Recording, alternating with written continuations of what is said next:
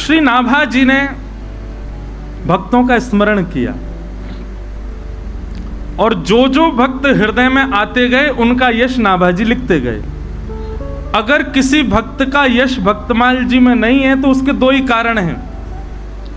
पहला कारण, या तो नाभा जी के उपस्थित काल के बाद वो भक्त हुए होंगे इसलिए उनका यश नहीं है, या फिर नाभा जी के चिंतन में वो नहीं आए होंगे इसलिए उनका यश नहीं है।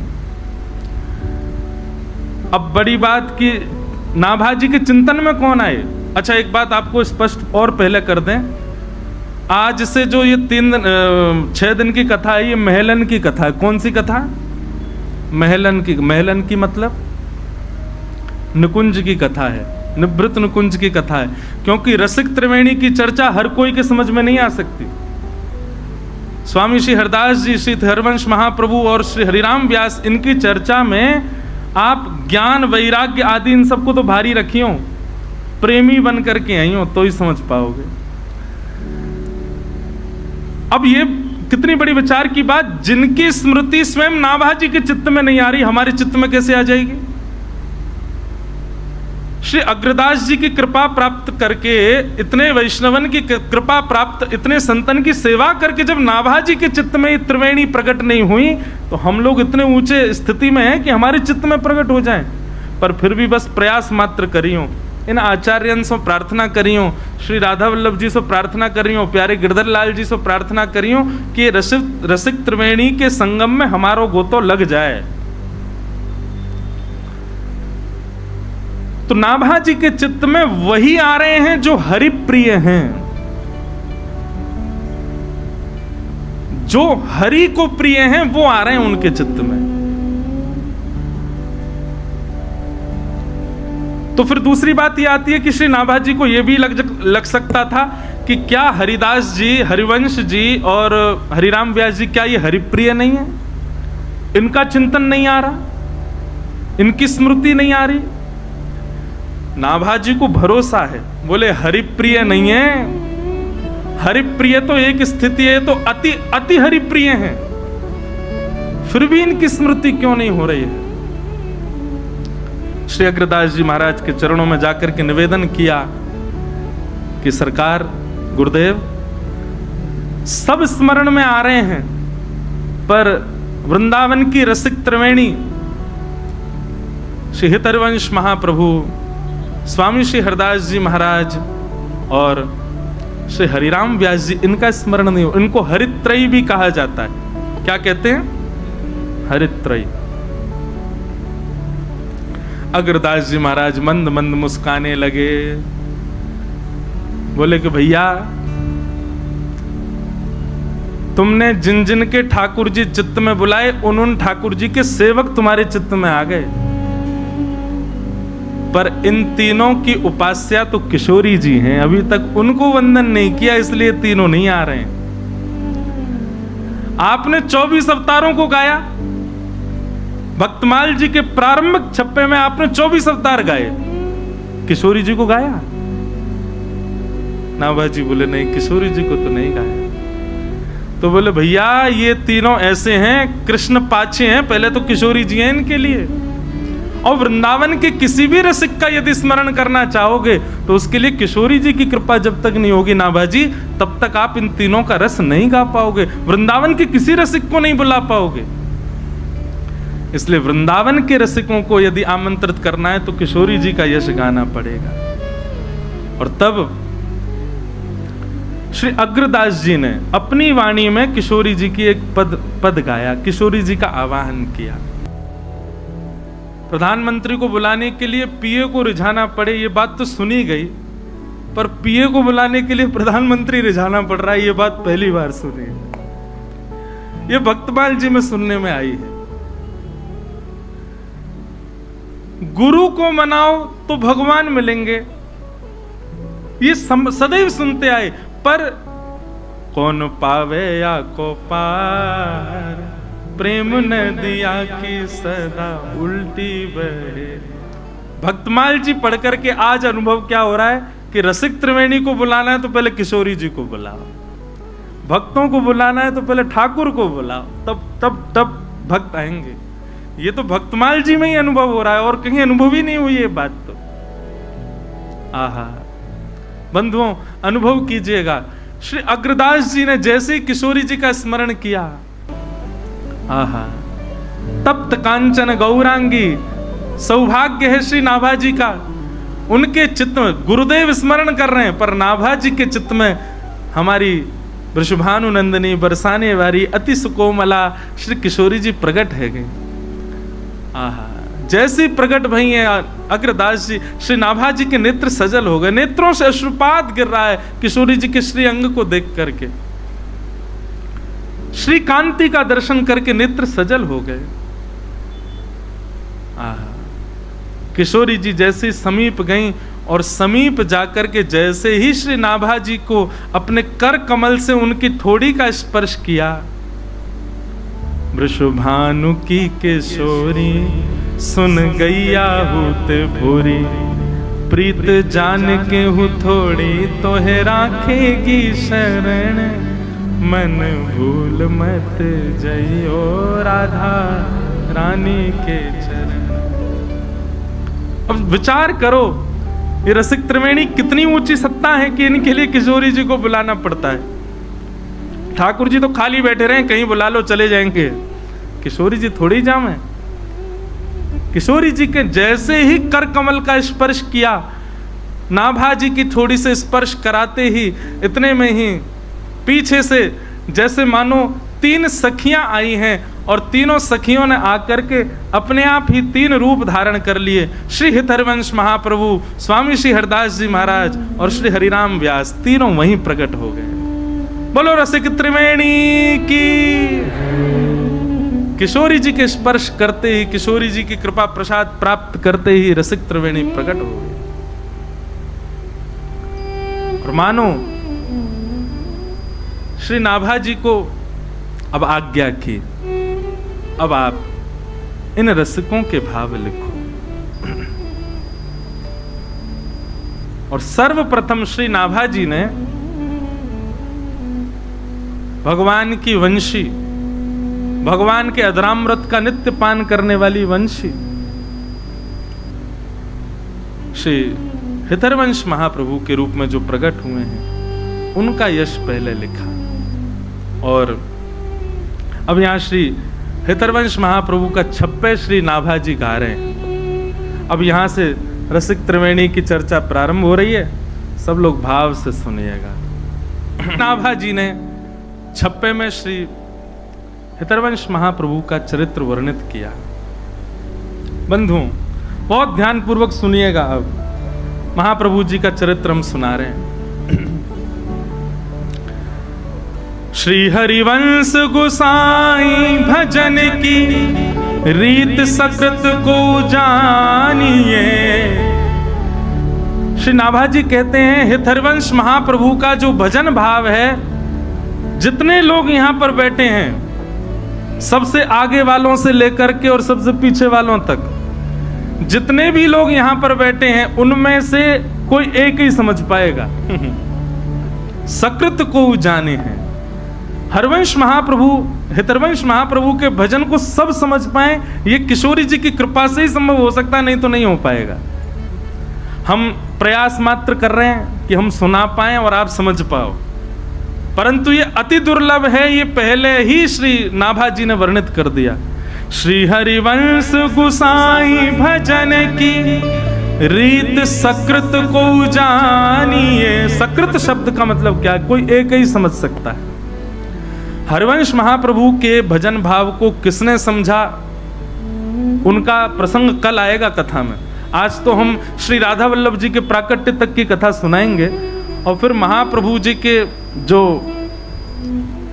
कृपा पात्र हुए श्री सेवक जी आदि, उनका चरित्र कल सुनेंगे। तो सेवक जी महाराज, सकृत शब्द उन्हीं के लिए प्रयोग किया है। हर कोई हितहरिवंश महाप्रभु के भजन भाव को नहीं समझ सकता। श्री राधा चरण प्रधान हृदय अति सुदृढ़ उपासी। राधा चरण प्रधान हृदय अति सुदृढ़ शब्द। बहुत ध्यान पूर्वक सुनिए भैया, इधर उधर मत देखना कोई भी। हम पहली बार कथा कर रहे हैं भक्तमाल की, बड़े भाव से सुनो भैया सबरे। आप लोग इधर उधर देखोगे, एक दूसरे से बात करोगे, अगले जन्म में ब्याह नहीं होगा। हाँ चलो इसी बहाने सही यहीं तो देखोगे। महाराज जी अगले जन्म में ब्याह नहीं हो, ये जब कहते हैं तो लोग देख, अब देखो कोई नहीं देखा कोई इधर उधर। ब्याह की इतनी ललक है सबन को, या जन्म में भयो नहीं, अगले जन्म की प्रतीक्षा है। बहुत ऊंची बात। श्री राधा चरण प्रधान हृदय अति सुदृढ़ उपास। महाप्रभु जी किशोरी जी के चरणों के ऐसे उपासक। कैसे? सुदृढ़ शब्द, सुदृढ़ मतलब बस किशोरी जी के चरणारविंद। कहां तक कहें, श्री प्रियादास जी ने तो अपने छप्पे में, वो क्या कहते हैं, प्रियादास जी का छप्पे कहता है, हित जू की रीत को लाखिन में एक जाने, राधा ही प्रधान माने पाछे कृष्ण ध्याइए। पहले किशोरी जी, पीछे कृष्ण। ऐसी भक्ति है श्री हितवंश महाप्रभु के। भैया इस भाव को सामान्य लोग नहीं समझ पाएंगे। जयपुर में भी कथा हो रही है, इतने लोग बैठे हैं, परंतु सत्य बताएं, रसिक त्रिवेणी की चर्चा का स्थान वृंदावन ही है, परंतु हमको जयपुर में वृंदावन का अनुभव होता है, इसलिए यहां ये बात कह रहे हैं। पाछे कृष्ण ध्याइए, ठाकुर जी पीछे हैं, पहले किशोरी जी हैं।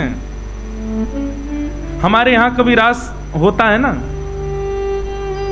दिखावे वाला रास नहीं, वास्तविक रास यदि वृंदावन का कभी देखने जाओ तो वहां ऐसा होता है कि लीला के बाद में आपको अधिकार है कि आप जाकर के कुछ भी पवाओ ठाकुर जी को अपने हाथ से। आपने यदि ठाकुर जी को पहले पवाया, यदि वास्तविक रास मंडली होगी तो ठाकुर जी आपका हाथ पकड़ करके किशोरी जी क्या करें, पहले इनको खवाओ, और पूरा मत खवाइयो, बोले आधो खवाओ, झूठन हमको खवाओ। ये है श्री हितवंश महाप्रभु की उपासना। महाराज पहले किशोरी जी को बीड़ा पधरायो जाएगा, बीड़ा जब किशोरी जी पालेंगे फिर ठाकुर जी को पधरायो जावे। कहां तक कहें, श्री राधा वल्लभ जी आदि जितने भी हमारे हित संप्रदाय के स्थान हैं, वहां पर ठाकुर जी जो पोशाक धारण करें ना, वो भी किशोरी जी के चरणन में पहले छुपाई जाए, प्रसाद दिया जाए, तब ठाकुर जी धारण करें। ऐसी महाप्रभु जी की उपासना। हित जू की रीति को लाखन में एक जाने, लाखों में कोई एक समझ पाएगा श्री हित महाप्रभु की भक्ति को। राधा ही प्रधान माने पाछे कृष्ण ध्याइए, निपट विकट भाव होतन स्वभाव ऐसो, उन्हीं की कृपा दृष्टि नेक क्यों हूं पाइए। ऐसा भाव किशोरी जी की कृपा से ही हो सकता है, और किसी भाव से आप कितना प्रयास कर लो ये संभव नहीं है। और कुंज केली दंपति तहां की करत खवासी। कुंज निकुंजों में ठाकुर जी की नित्य केली का, अभी महाप्रभु जी का चरित्र सुनाएंगे, फिर सुनिएगा क्या क्या भाव सुंदर महाप्रभु जी के। सर्वस महाप्रसाद प्रसिद्धता के अधिकारी। हितवंश महाप्रभु का एक ही नियम है, क्या? कि महाप्रभु जी ठाकुर जी का ही प्रसाद पाते हैं।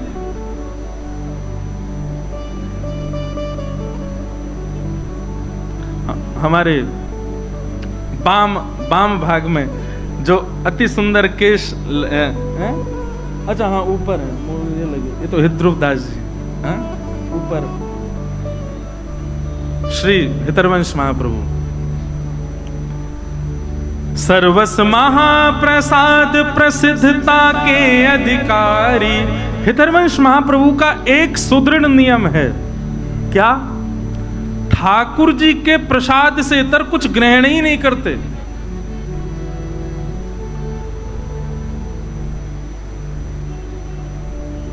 एक बार की चर्चा है, वैसे तो जब चर्चा प्रारंभ होती तभी सुनाना था, पर अभी मन में भाव आ रहा है कि जब महाप्रभु जी छोटे थे, हितरवंश महाप्रभु, तो उनका नियम था कि वो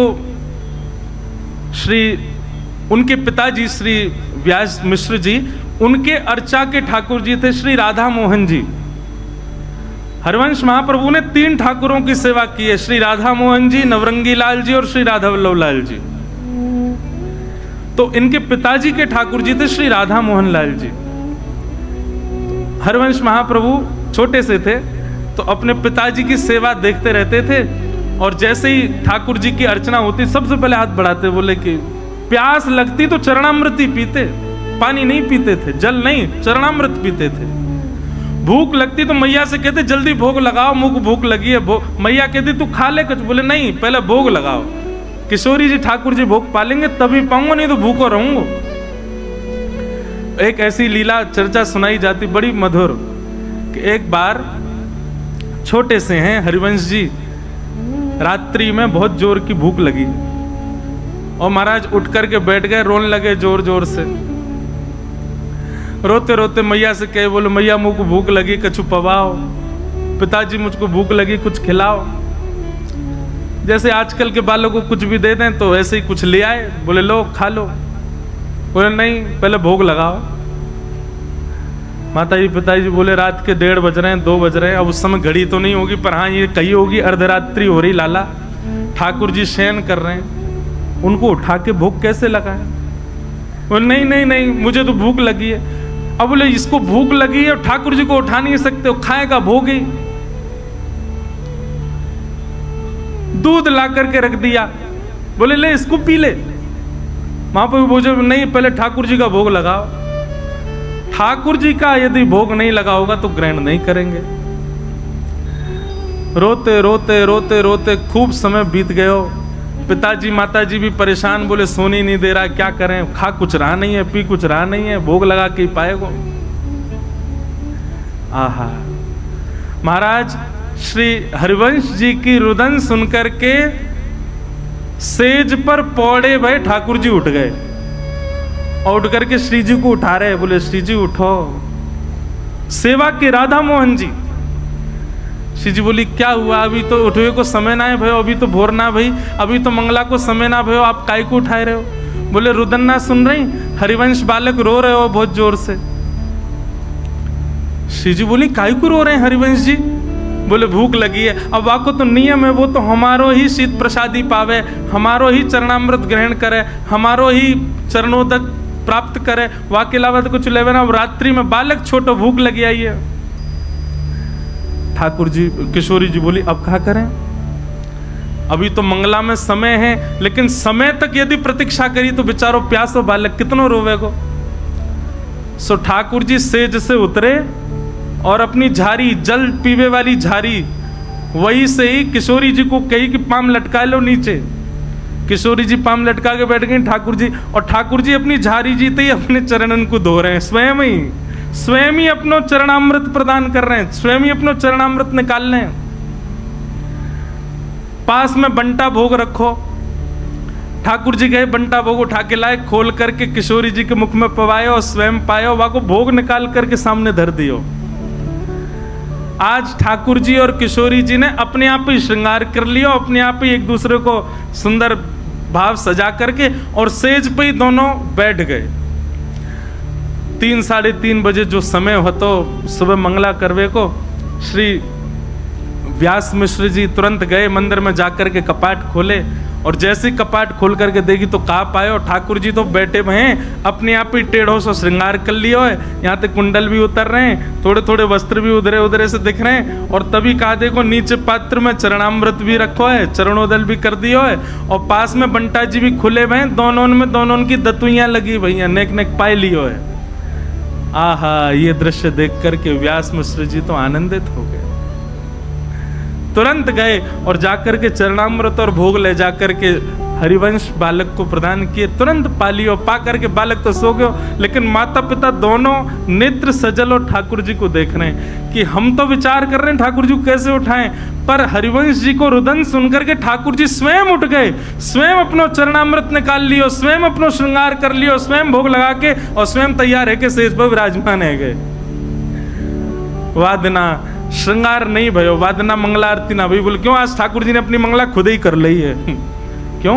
हरिवंश जी को भूख लगी। किस लिए?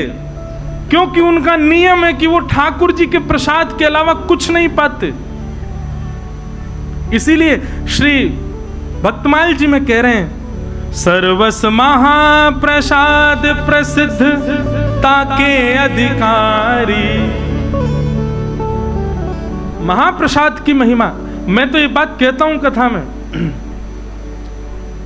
आप एक नियम लोग नियम कौन से धारण करते हैं जिससे उनको पुण्य प्राप्त हो? नियम ऐसे धारण करो जैसे ठाकुर जी प्राप्त हो। नियम ऐसे धारण करो जैसे ठाकुर जी लीला करें। अब वो नियम भी हम बता दें तो फिर नियम का बात अपने आप ढूंढो।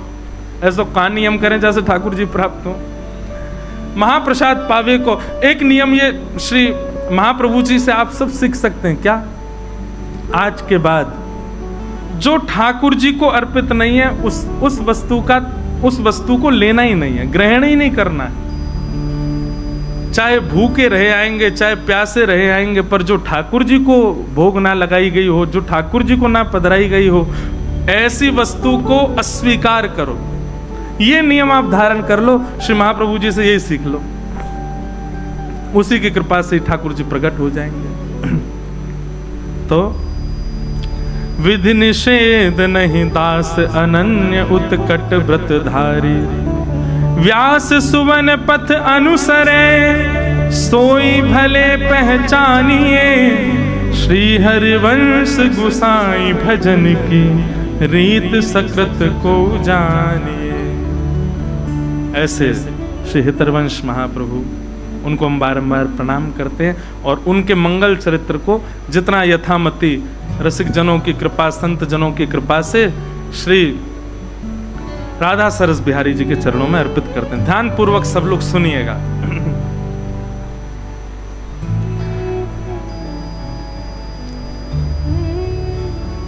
हरिद्वार की ओर जब आप दिल्ली से जाएंगे तो बीच में रुड़की पड़ता है।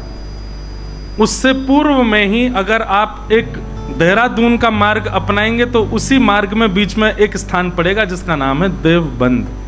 क्या नाम है? देवबंद। अब इसका पूर्व नाम तो देवबन ही रहा होगा।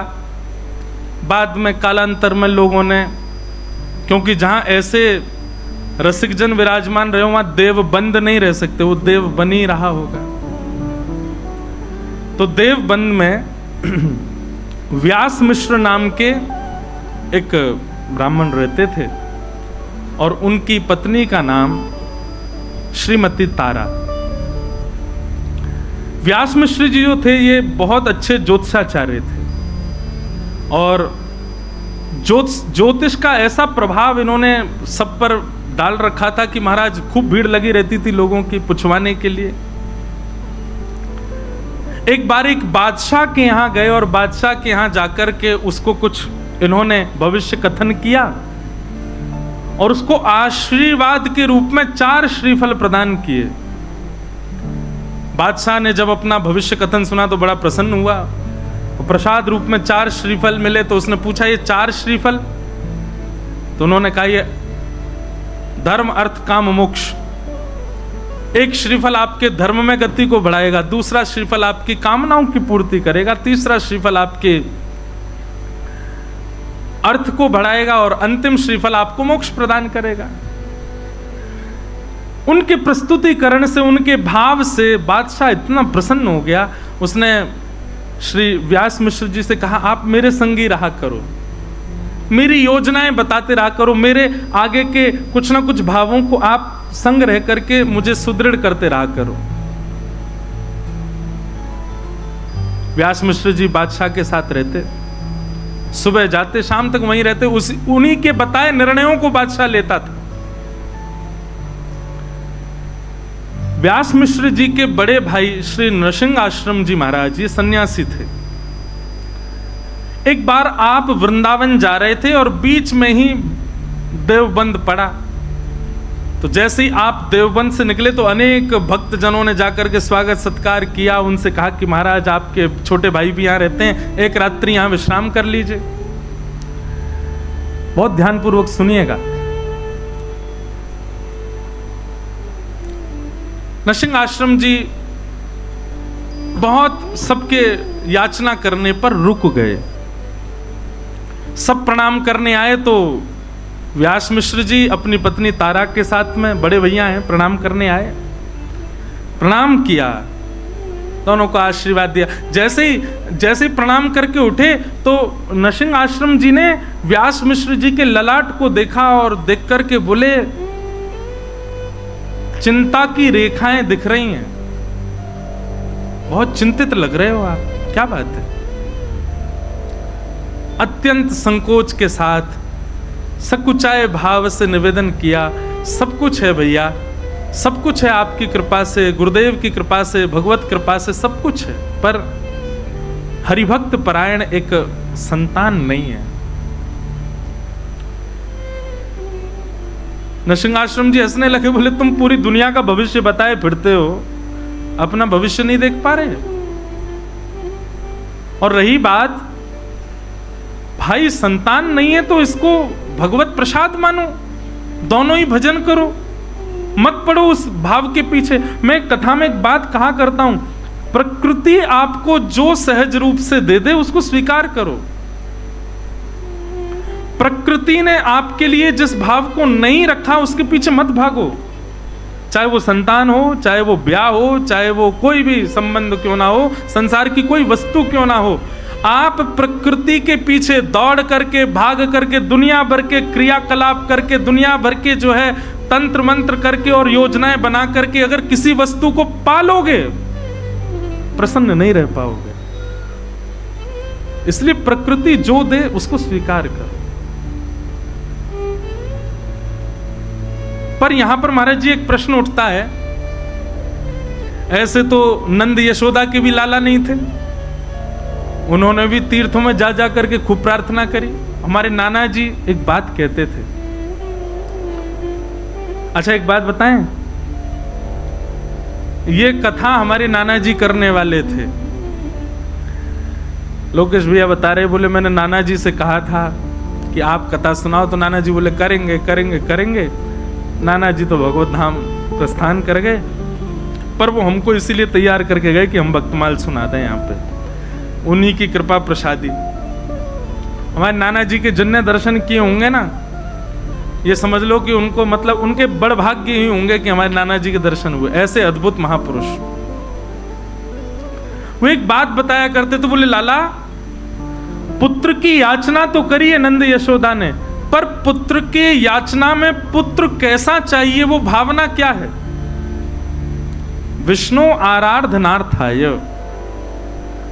हमको पुत्र इसलिए नहीं चाहिए कि लोग बाग पुत्र की याचना इसलिए करते हैं कि अंतिम समय में वही संस्कार करेगा, यदि पुत्र के हाथों संस्कार ना हो तो ऐसा कहते हैं पुम नामक नरक में जाना पड़ता है। लेकिन महाराज आजकल के पुत्र जैसे हो रहे हैं, ऐसे पुत्रों से संस्कार करके तो निश्चित जाना पड़ेगा।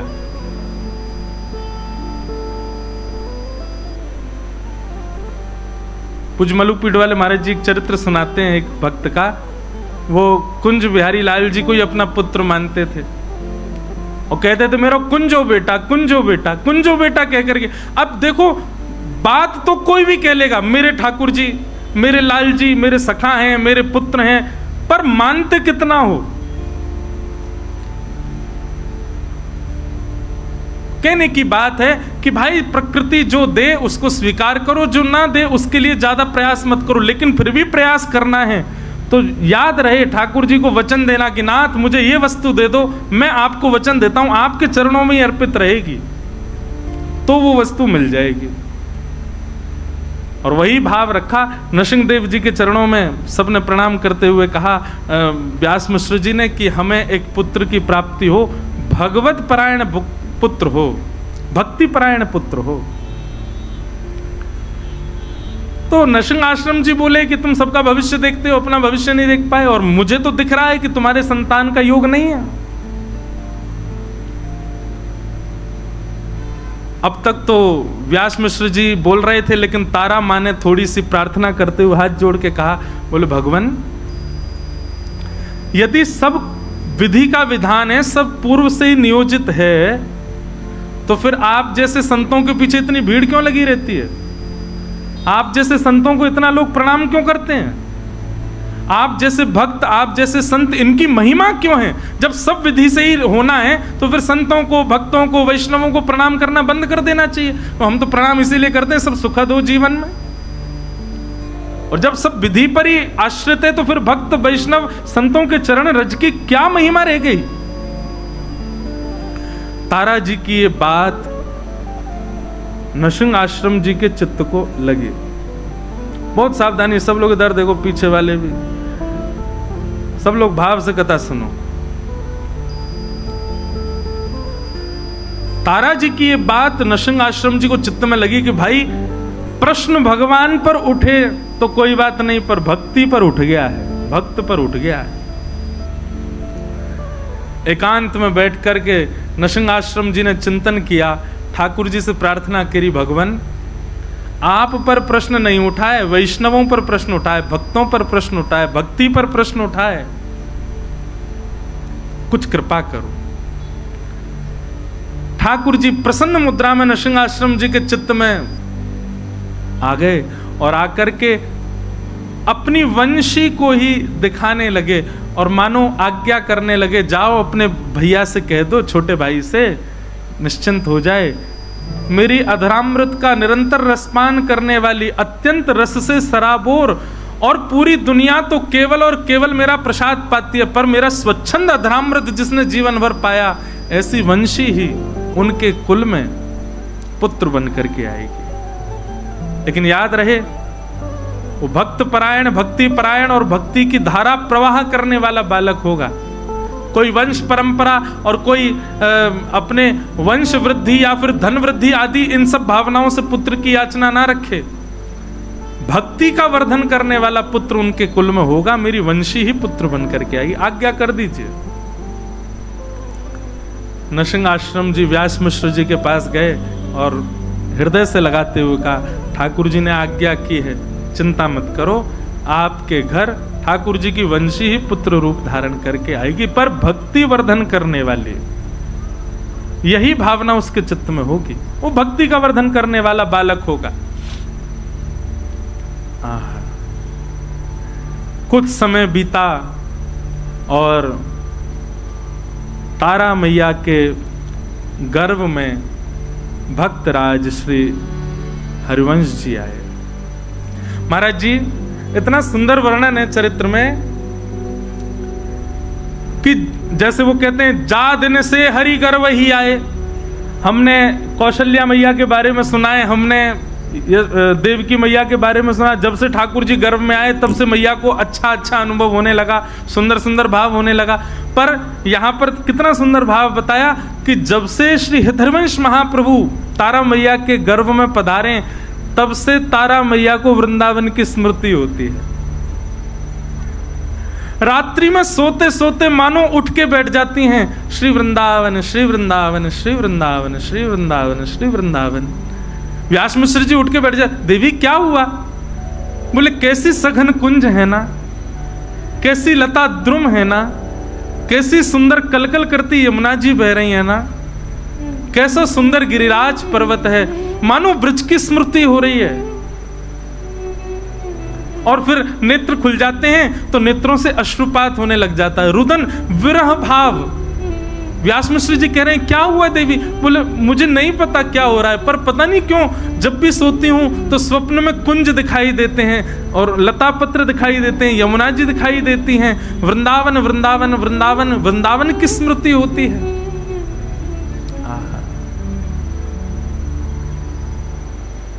ऐसो श्री वृंदावन। अब तो वो रोज व्यास मिश्र जी से कहती हैं कि आप एक बार हमको वृंदावन ले चलो। व्यास मिश्र जी बोले, ठीक है, मैं राजा से बात करूंगा, अवकाश मिलेगा तो चलेंगे। राजा से जाकर के व्यास मिश्र जी ने कहा कि हमको वृंदावन जाना है, आप अवकाश दे दो। तो राजा ने कहा, अरे आप क्यों जाएंगे, हमारा आगरा जाने का कोई योजना बन रही है, तो हम जाएंगे, पूरी व्यवस्था के साथ जाएंगे, तो हमारे संग ही चल देना। अब राजा की बात वो तो कल पे टालते जाएं, कल चलेंगे कल चलेंगे कल चलेंगे करते करते करते महाराज महीनों बीत गए। और श्री राधा वल्लभ लाल की जय। राजा तो रोज कहें कि भैया आप चलेंगे, पर समय बीतता गया। रोज तारा मैया कहती हैं कि हमको वृंदावन ले चलो, मुझे बहुत विरह होता है, बहुत स्मृति होती है वृंदावन की, बहुत याद आती है, एक बार दर्शन करा लाओ वृंदावन का।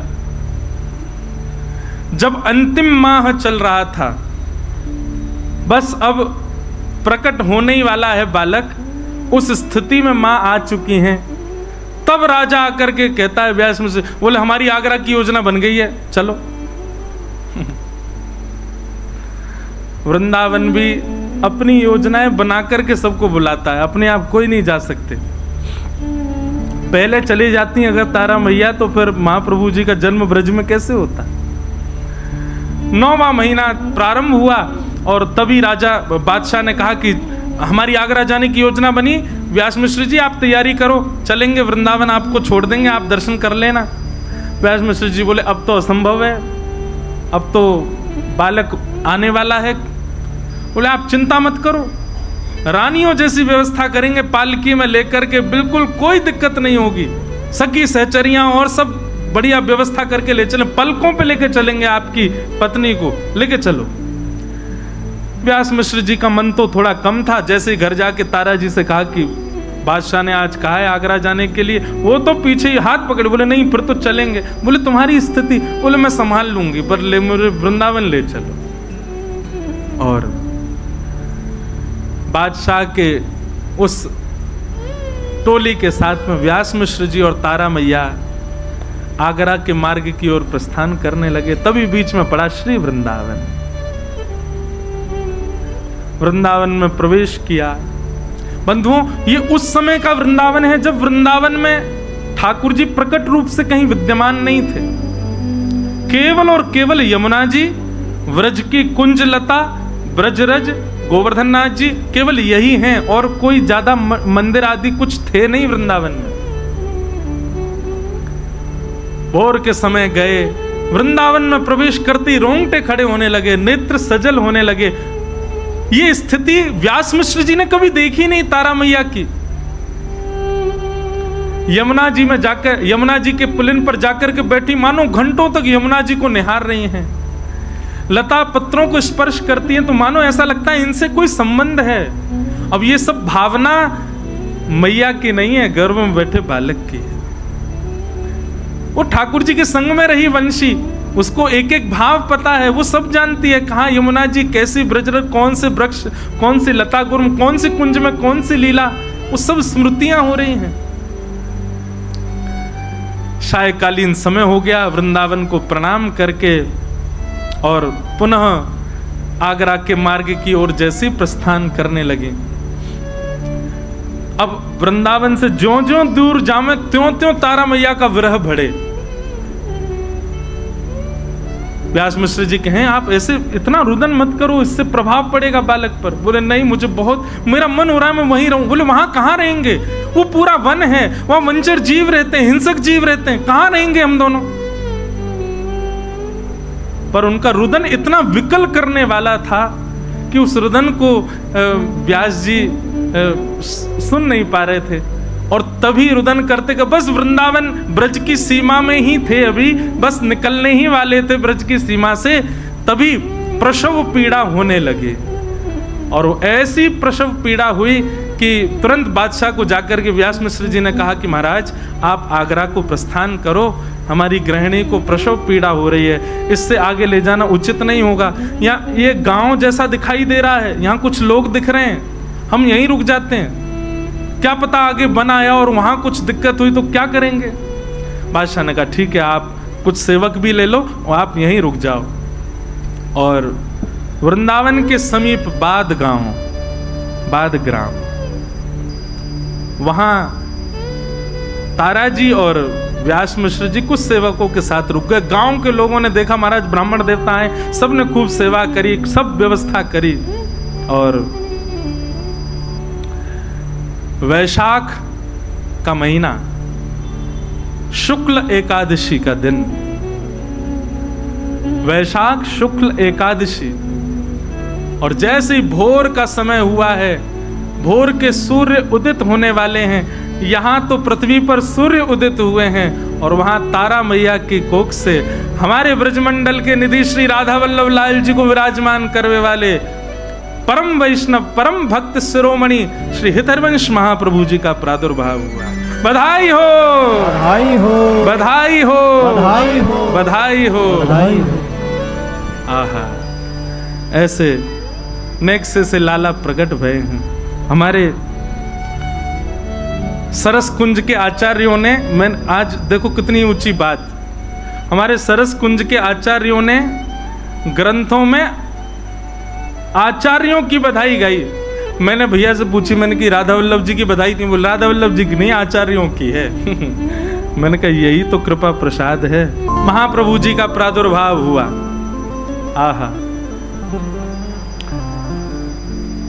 हितरवंश महाप्रभु का स्वरूप इतना सुंदर बताया सब रसिकों ने कि महाप्रभु जी को बाल्यकाल से लेकर के उनके विराजमान समय तक जब भी किसी ने देखा वो मोहित ही हुआ श्री महाप्रभु जी के रूप पर। क्यों महाराज जी, जब ठाकुर जी गोपियों को नहीं दिखते थे तब मधुर वंशी ही गोपियों को खींचती थी। तो वंशी तो कब से मधुर है, वंशी तो कब से सरस है, और वही वंशी ही रूप धारण करके आई हैं श्री महाप्रभु जी का। महाप्रभु जी का प्रादुर्भाव हुआ। वर्णन आता है चरित्र में कि सबसे पहला शब्द श्री हितरवंश महाप्रभु ने श्री राधा यही कहा। अभी तक दंतावली भी प्रकट नहीं हुई है और प्रथम वाक्य ही मुख से प्रकट हुआ है, श्री राधा, श्री राधा, श्री राधा। आजकल के माता पिता बालक नेक बड़ा हो जाए तो उससे बुलवाते हैं, बोलो मम्मा, पापा, चाची, चाचा, दीदी, नाम बुलवाते हैं। अरे नहीं, बालक जैसे ही आवे, देखो कृष्ण कठिन है, वो ना भूल पाएगो राधा। महाराज जो जिह्वा को तंतु से छुबाते हैं तब ध शब्द का प्रयोग होता है। अगर वो न भी छुबे तो ध शब्द कभी तोतलेपन में नहीं आएगा। राधा अगर न बोल पाए तो भी, न छुबा के बोल पाए तो भी स्पष्ट ही निकलेगा राधा। बालकों से सबसे पहले श्री किशोरी जी का नाम उच्चारण करवाओ, निश्चित ही उस बालक में कोई नाम आगे हो। अनायासी सर्वप्रथम नाम महाप्रभु जी ने अपने मुख से श्री राधा किशोरी जी का कहा। खेलते हैं राधा, बैठते हैं राधा, चलते हैं राधा। अरे कहाँ कहें, अभी बोलना ही नहीं आता, कुछ मांगते भी हैं मैया से तो राधा राधा राधा ऐसे ही बोलते हैं। राधा ही नाम जानते हैं और कुछ जानते ही नहीं है। श्री प्रियादास जी वही बात तो कह रहे हैं कि महाप्रभु जी की स्थिति कैसी है। हितजू की रीत को लाखुन में एक जाने, राधा ही प्रधान मानो पाछे कृष्ण ध्याई। हित जी की स्थिति है। धीरे धीरे आप थोड़े थोड़े बड़े होने लगे, गुटमुन चलना प्रारंभ किया। आज तक ठाकुर जी की लीला तो खूब गाई, खूब सुनी, अब रसिकों की लीला सुनो। गुटमुन चल करके जाते और जहां पिताजी श्री राधा मोहन लाल जी की सेवा कर रहे हैं वहां जाकर के बैठ जाते। इनके पिताजी के ठाकुर जी का नाम क्या था? राधा मोहन लाल। वहां बैठ करके अपने पिताजी की सेवा का दर्शन करते थे, कैसे सेवा कर रहे हैं। अब नन्हे से बालक को कहां भाव आता है, कहां प्रेम उमड़ता है। परंतु जैसे अभी महाराज जी आपने एक भाव का अनुभव किया होगा कि बड़े हो जाने पर जब प्रेम प्रकट होता है ना, तो मुख की आकृति बिगड़ती नहीं है और अश्रु आ जाते हैं। जब आप भाव में रोते हो तो मुख की आकृति नहीं बिगड़ती, आप प्रसन्न मुद्रा में होते हो और नेत्र सजल हो जाते हैं। ये स्थिति छोटे बालकों में नहीं आती, छोटे छोटे बच्चों में ये स्थिति नहीं होती। पर श्री महाप्रभु जी की स्थिति ऐसी है, वो प्रसन्न मुद्रा में राधा मोहन जी को देखते और नेत्रों से अश्रुपात होता। माँ जब आती देखती तो उनको लगता पहले रोया होगा, तब के आंसू ही होंगे, उठा के ले जाती। ऐसे श्री महाप्रभु जी धीरे धीरे बड़े हुए। पिताजी से कहते,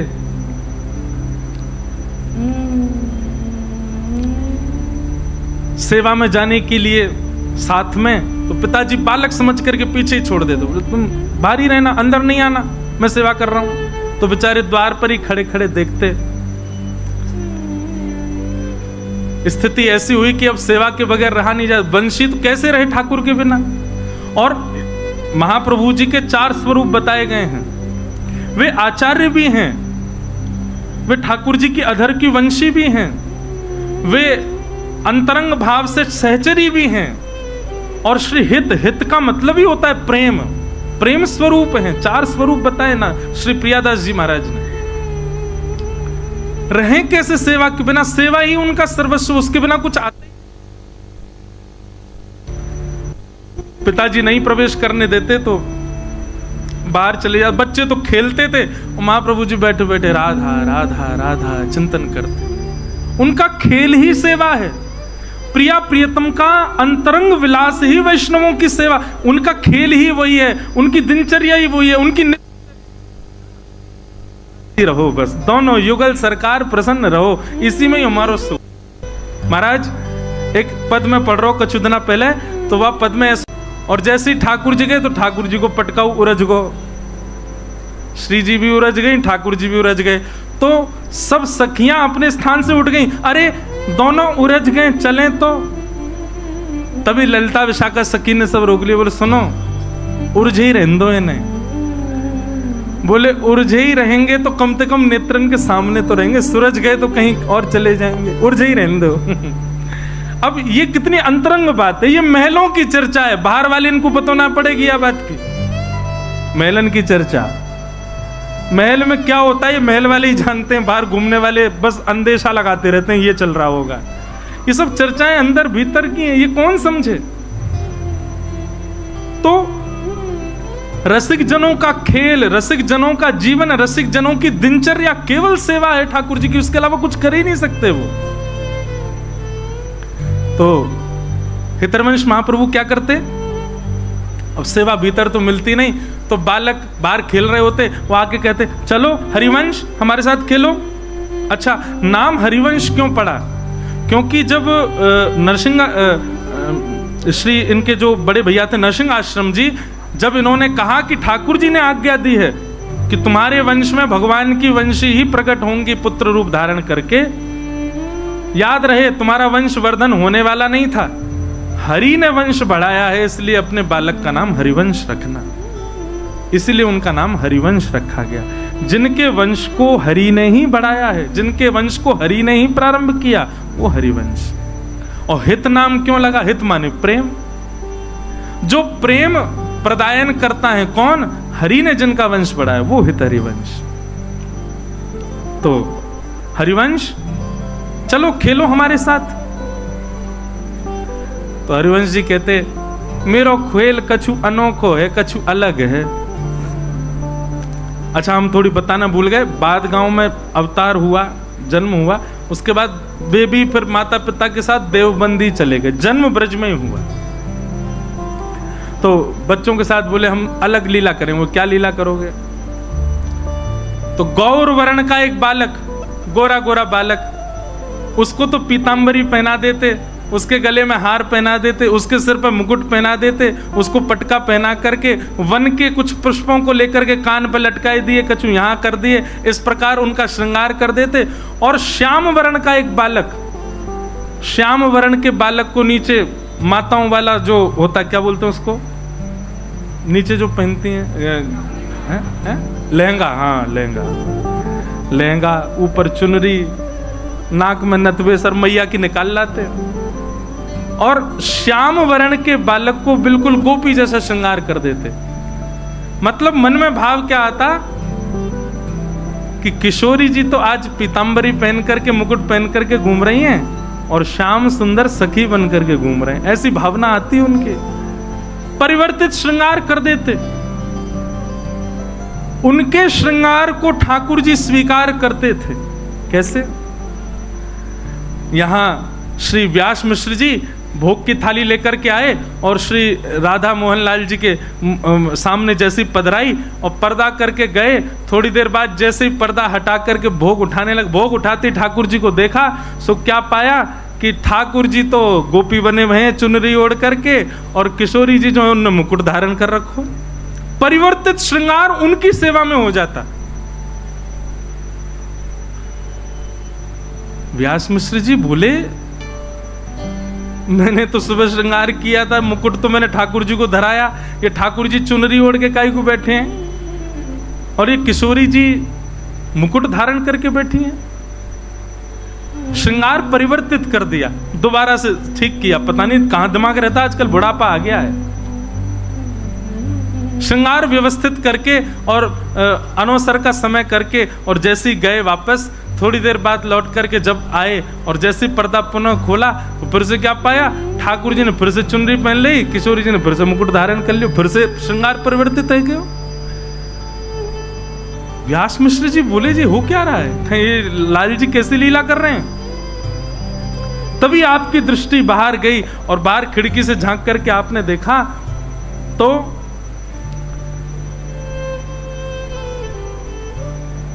हरिवंश जी अपने कुछ मित्रों के साथ क्रीड़ा कर रहे हैं और तभी उन्होंने क्या देखा, एक श्याम वर्ण का बालक वो तो चुनरी पहन करके घूम रहा है और गौर वर्ण का बालक वो मुकुट पहन करके घूम रहा है, वो ठाकुर जी की तरफ भ्रमण कर रहा है।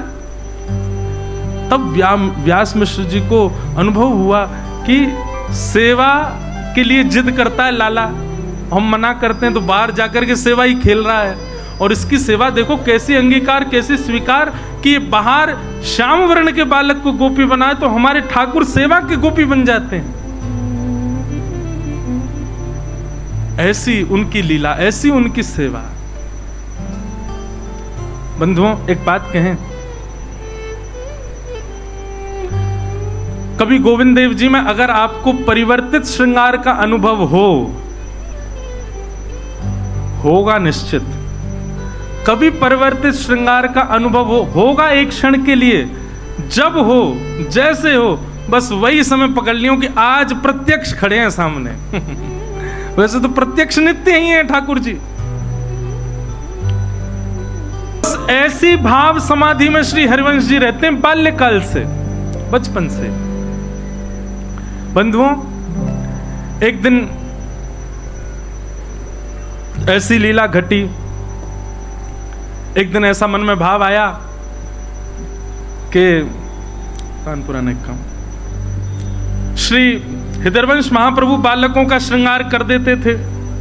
अब तुम्हारा देवबंद के लोगों में इतनी भक्ति भावना तो थी नहीं। जब बालक लौट के अपने घर जाते, माताएं देखती चुनरी ओढ़ के घूम रहा है, महाराज पकड़ करके 2-4 उसमें धर देती। बोले कहां जाता है, क्या करके आता है? सखी बना घूमता है। अरे मेरा मित्र हरिवंश वो तैयार कर देता है रोज मुझको। अब तो घर के लोगों ने अपने बालकों को भेजना बंद कर दिया। हरिवंश जी जहां बैठ जाए बालक जाती ही नहीं वहां पे। बोले हम तेरे पास नहीं आएंगे। क्यों? बोले तू सखी बना देगो। सखी नहीं बनाते हैं, प्रेम रस में डुबा देते हैं। लेकिन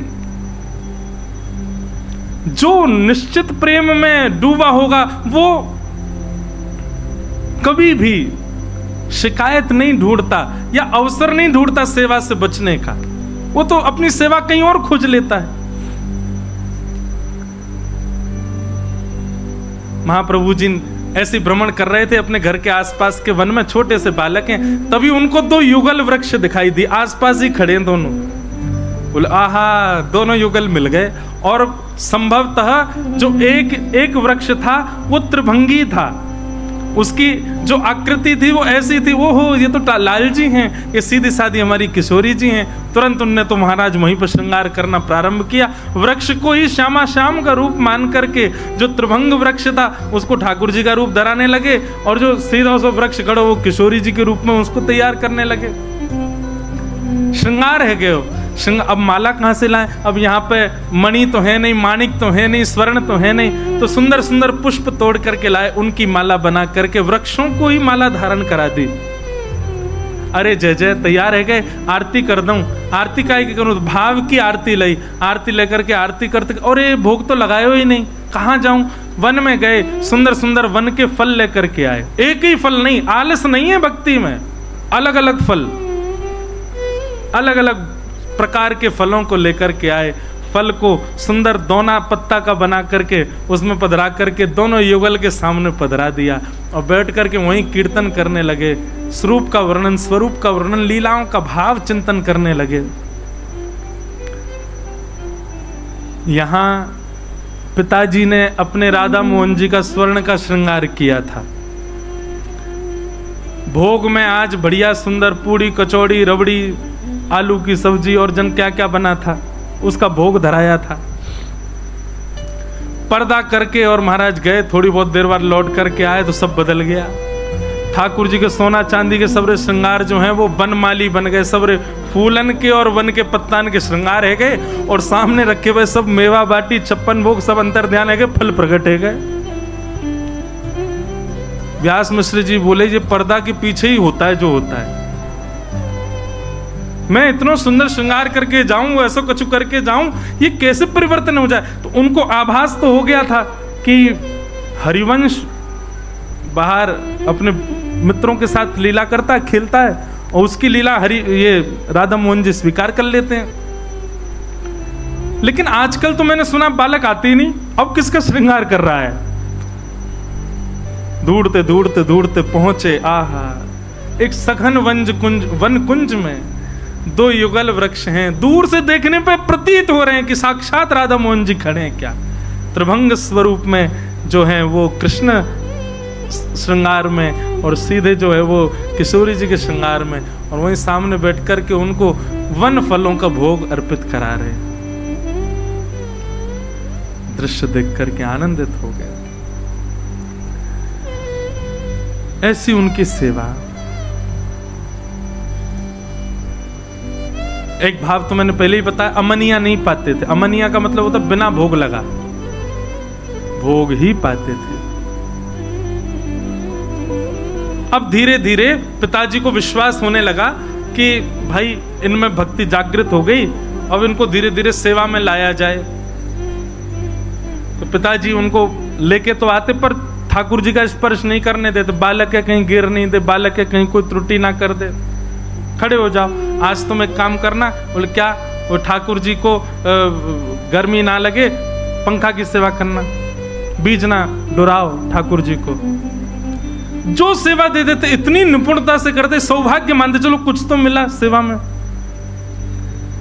पिताजी श्रृंगार कर रहे होते, महाप्रभु जी के मन में आता कि बताऊं, ऐसे नहीं ऐसे करो, लेकिन बेचारे बोलते तो पिताजी हमको बताओगे, खड़े रहो।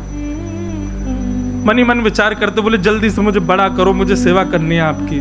पिताजी तो छूने ही नहीं देते, लेकिन जहां जैसा भाव मिलता उसको स्वीकार करते। पिताजी जो आज्ञा करते उसको स्वीकार करते। एक दिन बीजना डुरा रहे थे श्री ठाकुर जी को। ठाकुर जी बैठे हैं, बीजना करते करते करते करते करते भाव समाधि में प्रवेश कर गए। उस दिन शरद पूर्णिमा थी, और शरद पूर्णिमा को वंशी ना बजे ये कैसे हो सकता है? वो तो प्रमुख दिन है। उसी दिन तो प्रथम बार ठाकुर जी ने प्रेम की वंशी बजाई। बाकी के दिन तो ठाकुर जी वंशी बजाते थे, पर अपनी प्रेमास्पदों के लिए और अपनी ब्रज की सब सहचरियों के लिए वंशी तो ठाकुर जी ने पूर्णिमा, शरद पूर्णिमा को ही बजाई है। शरद पूर्णिमा का दिन था, श्वेत वस्त्र पहने हैं, श्वेत मुकुट धारण, रास के लिए तैयार हुए ठाकुर जी। श्वेत मुकुट धारण किया है, श्वेत ही कुंडल हैं, श्वेत ही आवरण हैं, और आज तो ठाकुर जी का सारी सामग्री भी श्वेत ही श्वेत बनाई है। ठाकुर जी को प्रसादी भी उस दिन श्वेत ही पधराई जाती है, सब ठाकुर जी श्वेत ही श्वेत पाते हैं। और श्री महाप्रभु जी सेवा में खड़े हैं, करते करते करते करते अब मानसी की स्थिति आने लगी। मानसी की स्थिति क्या है? नेत्रबंद हो जाते हैं और नेत्रबंद में एक कुंज प्रकट हो जाती है। उस कुंज में श्यामा श्याम विचरण करते हुए दिखते हैं और उसी सेवा में अपने आप को भी देखने लग जाए साधक, उसी को मानसी सेवा करते हैं, मानसी सेवा कहते हैं। और याद रखिएगा, ये रसिक त्रिवेणी श्री हितरिवंश महाप्रभु, स्वामी श्री हरिदास जी महाराज और हरिनाम व्यास, ये तीनों मानसी के उपासक हैं। प्रत्यक्ष सेवा करते हैं पर उससे भी ज्यादा अधिक मानसी सेवा करते हैं। नेत्र बंद करके हृदय कुंज में श्यामा श्याम को लाड़ लड़ाते हैं। ठाकुर जी बोले, अरे हित सजनी, आनंद ना आए रहे हो, जय जय कहा सेवा करूं? बोले मुँह को तीन ही तो सेवा भामे। बोले कहा? बोले पहले तो साज श्रृंगार, मेरो श्रृंगार खूब रज रज के करो। आज मैं लग तो चोखो ही रहे हूं, खूब सुंदर श्रृंगार धारण कराया हो तुम्हारे पिताजी ने। दूसरों मुँह को प्रिय है भोग, और वो भोग भी तुम्हारी मैया बना करके ला रही है, श्वेत श्वेत सब बना रही है। वादना कड़ी भी बिना हल्दी डाले बने। ठाकुर जी की सेवा की, श्वेत ही रहेगी कड़ी भी। और तीसरी मुकु जो सेवा प्रिय है वो है राग या फिर नृत्य। मुकु रिझाओ, मेरे सामने या तो नृत्य करो या फिर कछु गा के सुनाओ। जे जब तक ठाकुर जी को कुछ सुनाया नहीं जाता, बुरा नहीं मानिएगा, तब तक सेवा ठाकुर जी को ऐसी लगती है जैसे बिना नमक की सब्जी। आपने मसाले तो खूब डाले, आपने घी तो खूब भरपूर मात्रा में डाला, आपने बढ़िया सब्जी को पकाया, सब कुछ सिद्ध किया, लेकिन नमक नहीं डालो तो जितने मसाले डले, जितनी सामग्री डली, उन सब का कोई प्रयोजन रह पाएगा? नहीं। आपने श्रृंगार खूब बढ़िया कर दिया, आपने भोग बहुत सुंदर सजा दिया, लेकिन ठाकुर जी को कुछ गा के नहीं सुनाए हो, तो आप यही समझ लियो कि आपकी सेवा तो भई, लेकिन नमक नहीं पड़ो। ठाकुर जी पा तो लेंगे, लेकिन बार बार कहेंगे सुख ना यार हो, आनंद ना यार हो। इसलिए भैया राग बहुत जरूरी है। अब महाराज जी उनकी बात आती है जिनको राग गाने ही नहीं आते, वो क्या करने? तो महाराज जी घर वाले यूं करें, यानी हमारे जो है का नींद वीद सब उड़ा रखी, रोज सवेरे ही रैंकन लगे। अच्छा एक बात कहे, अष्ट सखाओं की वार्ता में एक प्रसंग आता है कि एक बार कोई श्रीनाथ जी के सामने गा रहा था, बेसुरा गा रहा था, स्वर नहीं था बिल्कुल भी, और वो इतनी जोर जोर से आलाप ले करके, क्योंकि गाने वाले को लगता है मैं सुरीला ही गा रहा हूं, गाने वाले को यही लगता है कि मैं अच्छा ही गा रहा हूं, और वो ऐसा रज रज के गावे। इतने में कुंभन दास जी आ गए। कुंभन दास जी आकर के बोले, क्या कर रहे हो भाई? राग सुना रहा हूं ठाकुर जी को। बोले तेरे राग में एक भी स्वर तो बढ़िया लग नहीं रहा है, काय को ऐसे गा रहा है? वो तुमको नहीं पता, ठाकुर जी राग नहीं देखते, ठाकुर जी अनुराग देखते हैं। कुंभन दास जी बोले, वो बात तो ठीक है, ठाकुर जी अनुराग देखें, लेकिन भाई मुझको एक बात बता, जिसके स्वर से इंसान नहीं रीझ रहा, उसके स्वर से परमात्मा कैसे रीझेगा? ओ महाराज, कुंभन दास जी तो ऐसे ही अष्ट सखा तो कछु भी भाव के, पर याद चक्कर में गानों मत छोड़ी हूं, गाओ, भले ही घर वाले पीछे डंडा लेके भागे, फिर गाओ, ठाकुर जी को नित्य सुनाओ। हमारे एक पंडित जी हैं, उनसे गाना नहीं आता, वो जबरदस्ती हमारे लाल जी के सामने गाते हैं, जबरदस्त रोज गाते हैं। और महाराज जी मैं उनसे कहूं, मैंने कि तुम्हारा सा तो सध नहीं रहा है, तो बोले आप अभी सा पे ही पड़े हो, मैं तो का साध रहा हूं। का जो स्वर ही नहीं होता सप्त स्वरों में, वो का साध रहे। मैंने कि का साध रहे हो? बोले हाँ। जो टीवी में दिखाए गए ये वो महापुरुष नहीं है, वो दूसरे हैं, वो आए नहीं है यहाँ। तो आहा, सेवा देते हैं, दूर की सेवा देके गए, बोले झुलाओ ठाकुर जी को। झुलाने लगे, झुलाते झुलाते झुलाते झुलाते इतने में ठाकुर जी फिर बोल पड़े, तुम फिर वही काम कर रहे हो। महाप्रभु जी बोले कहा कियो? बोले अरे श्रृंगार है क्यों, भोग है क्यों, गाओ। महाप्रभु जी फिर गाने लगे। अब तो जैसे ही गाने लगे सोई महाराज हाथ से डोरी छूट गई, तो भाव में चले गए। डोरी छूट गई पर हाथ चल रहे हो और गा रहे हैं। गाते गाते गाते महाराज कहा भयो, अब देखो रसिकन के भाव में तो गाते ही रहो, फिर एक हिंडोला को पद आ गया वागू गा दो। पर अभी बाद में गाऊंगा, सुनो पहले कथा। वही राग रहती हूँ पहले ही। बोलो राधा वल्लभ लाल की। भैया देखो ऐसे राधा वल्लभ नाम लाल जी को नाम उच्चारण करियो कि बगल वाले इनको सुनाई दे। श्री राधा वल्लभ लाल की।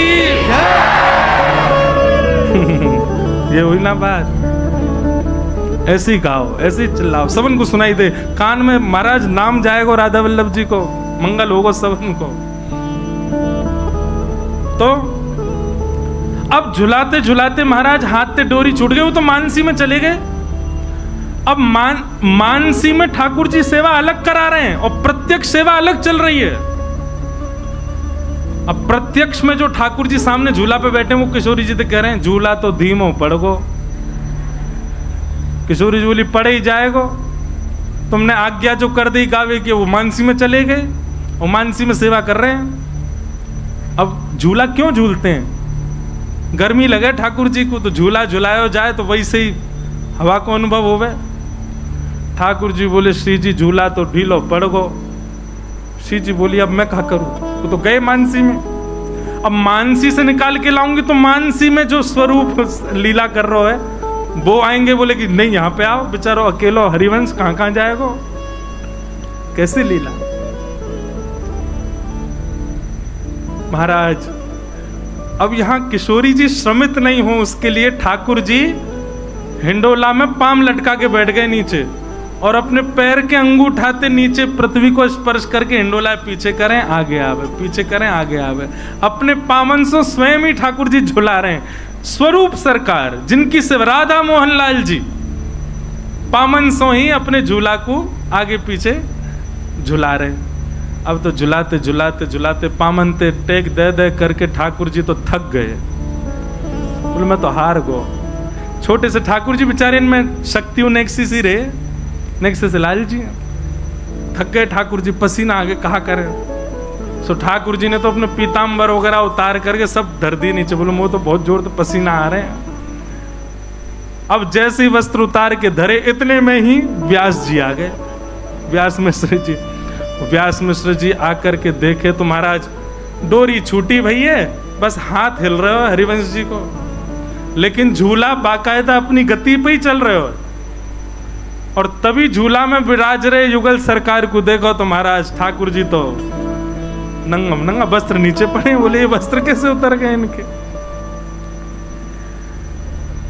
हरिवंश जैसे स्पर्श किया महाराज भाव समाधि टूट गई, नेत्रों से आंसू गिरने लगे। बोले क्या सुंदर छवि, क्या सुंदर भाव, झूला पे विराज रहे युगल सरकार, कैसो सुंदर। ऐसी स्थिति हो गई। पिताजी समझ गए, बोले स्थिति ऊंची हो गई। अब संग में बैठाने लगे। बोले चलो सेवा करो, ठाकुर जी को ऐसे सजाओ, ये करो। अब हरिवंश महाप्रभु तो मानसी में श्रृंगार करते थे और मानसी में उनको जैसा श्रृंगार दिखता वो वैसा धराने का प्रयास कर। पिताजी नहीं ऐसे नहीं, ये करो, ऐसे नहीं, ये करो।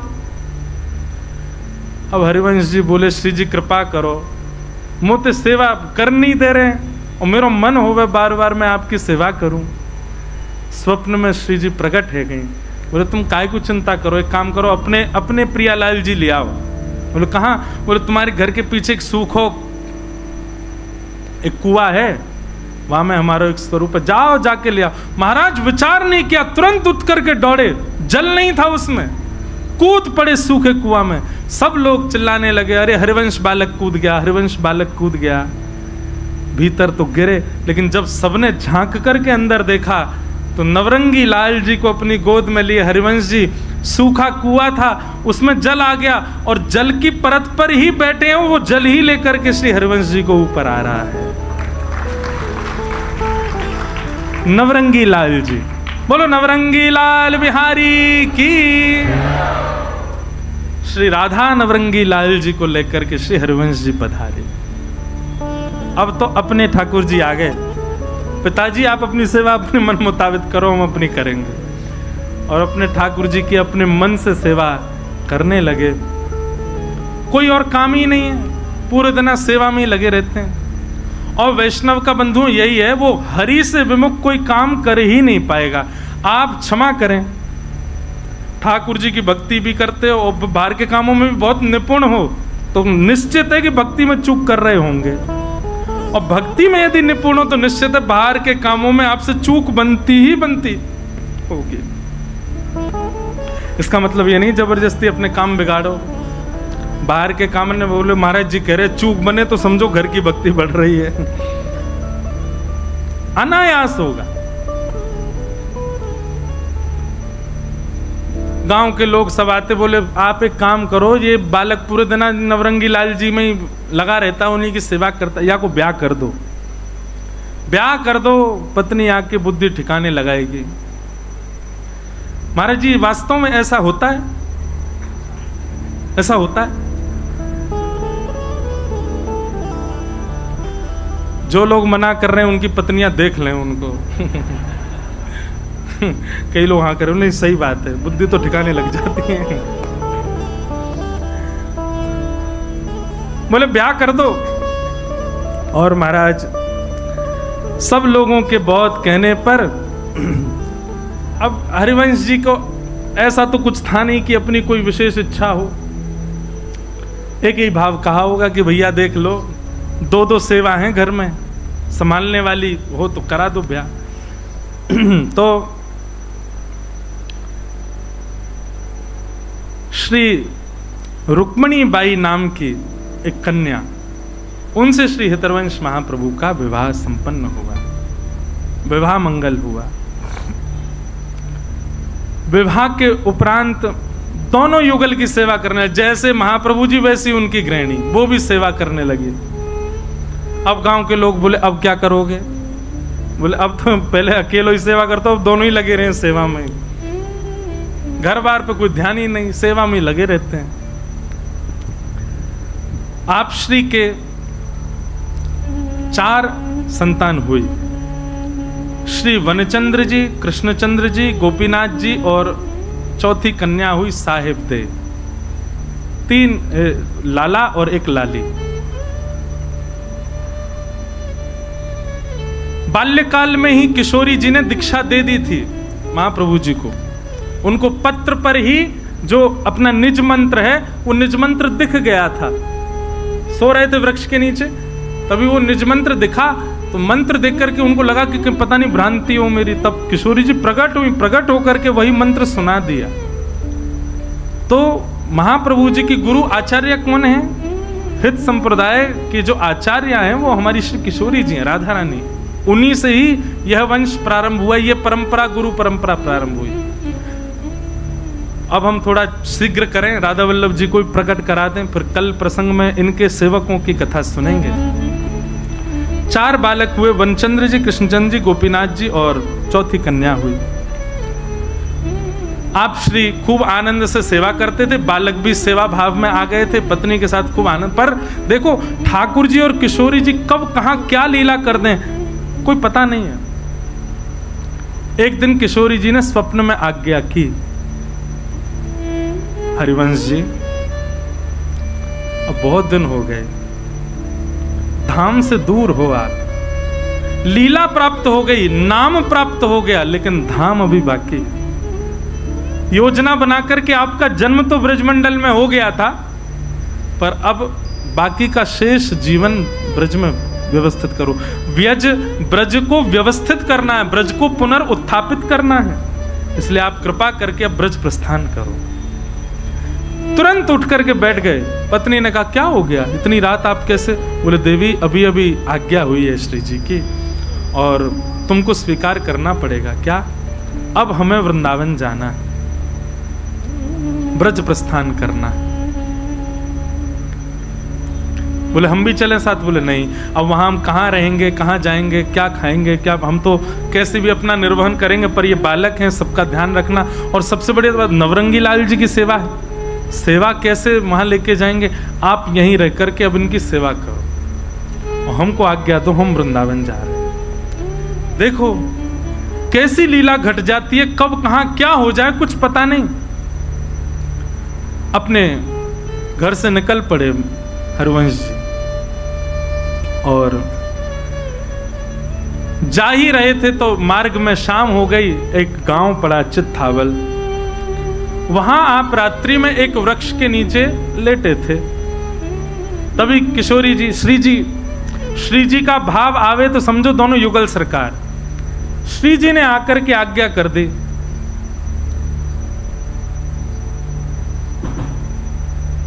आज्ञा की कि आप जिस गांव में हैं इसी गांव में ही हमारा एक स्वरूप विराजमान है।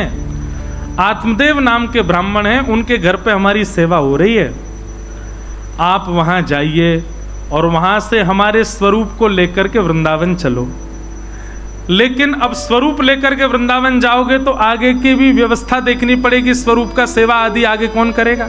सब लोग इधर देखो ध्यान से। महाप्रभु जी बोले आज्ञा करें। बोले जिन ब्राह्मण के यहां से स्वरूप लेके जाना उनकी 2 कन्या हैं, उनसे ब्याह कर लो। महाप्रभु जी बोले ये कैसी आज्ञा? मैं तो ब्याह करके बालक संतान सब हो गई, सब त्याग करके वृंदावन जा रहा हूं। श्री जी बोले नहीं, हमारी आज्ञा है, ब्याह करो। अब महाप्रभु जी बोले मैं किसी के घर में जाके कैसे कहूं कि भाई अपनी दोनों बेटियों से ब्याह कराओ? श्री जी बोले चिंता नहीं करो, हमने उनको भी स्वप्न में आज्ञा कर दी है कि आप आ रहे हो और आपसे अपनी दोनों लालियों का ब्याह करना है। आत्मदेव जी को ठाकुर जी कैसे मिले ये तो मैं कई बार कथाओं में बता चुका हूं। महादेव की आराधना की, महादेव प्रसन्न होकर प्रकट हो गए। आत्मदेव से बोले वरदान मांगो, क्या चाहिए? बोले आपके पास आपकी सबसे बहुमूल्य रत्न जो हो मुझको प्रदान कर दो। महादेव बोले भैया तू कछु मांग ले, मेरा बहुमूल्य रत्न मत मांग। तो ब्राह्मण को लगा कोई महंगा मणि, कोई रत्न बहुत महंगा कोई वो होगा, इसीलिए मना कर रहे हैं देने से। तो पीछे ही पड़ गया, बोले नहीं अब तो मुझे वही रत्न चाहिए जिसके लिए आप रो रहे हो।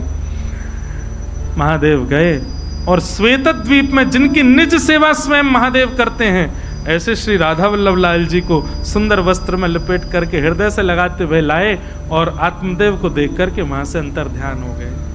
तब श्री राधा वल्लभ लाल जी उनके पास पधारे। अब विनवंशी ठाकुर जी का मन नहीं लगा, इसलिए हरवंश जी आए, पूरी लीला हुई। जब योग्य हो गए तब उनको अपने पास बुलाया। जैसे ही दर्शन करने के लिए गए, आत्मदेव जी को भी स्वप्न हो चुका था। आत्मदेव जी ने तुरंत कहा आपका परिचय? बोले हम हरिवंश हैं। नाम सुनते ही कहा मुझे आज्ञा हुई स्वप्न में अपनी दोनों पुत्रियों का आपसे विवाह करना है। और कृष्ण दासी और मनोहारी दासी, ये 2 कन्याओं के साथ में महाप्रभु जी का विवाह हुआ। और आप फिर श्री राधा वल्लभ लाल जी को गाजे बाजे सहित सुंदर रथ में विराजमान करके नाचते गाते भये, महाराज आनंद कराते भये श्री वृंदावन लेकर के आए।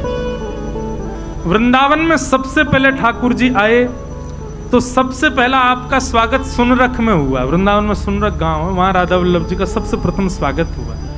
सुनरख में ठाकुर जी विराज रहे थे, इतने में हरवंश महाप्रभु देख करके आए वृंदावन में कौन सा स्थान उचित है। तभी आतुर हित हरिवंश पुकारो, राधा राधा नाम। आतुर हित हरिवंश पुकारो, राधा राधा नाम। आतुर हित हरिवंश पुकारो, राधा राधा नाम। आतुर हित हरिवंश पुकारो, राधा राधा नाम। तब हे सघन कुंज वृंदावन आयो, सघन कुंज वृंदावन आयो।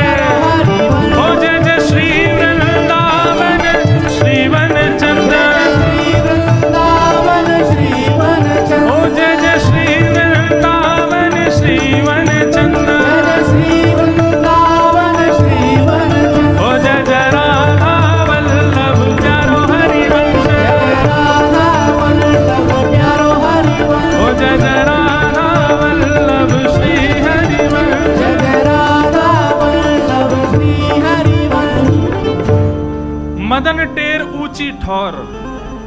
ये स्थान सबसे प्रिय लगा श्री महाप्रभु जी को, और आपने श्री राधा वल्लभ लाल जी को मदन टेर ऊंची ठौर पर ले जाकर के विराजमान किया। बोलो श्री राधा वल्लभ लाल की। ऐसी जय बोलवे की कही हमने। बोलो राधा वल्लभ लाल की। श्री हृदयवंश महाप्रभु की।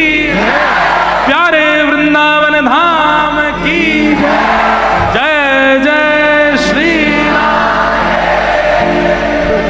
और वृंदावन में प्रकट भये श्री राधा वल्लभ लाल। हमारे वृंदावन के निधि। निधि का मतलब क्या होता है? निधि का मतलब बहुमूल्य वस्तु। हमारे वृंदावन के 7 निधियों में एक निधि श्री राधा वल्लभ लाल जी वृंदावन में आकर के प्रकट भये।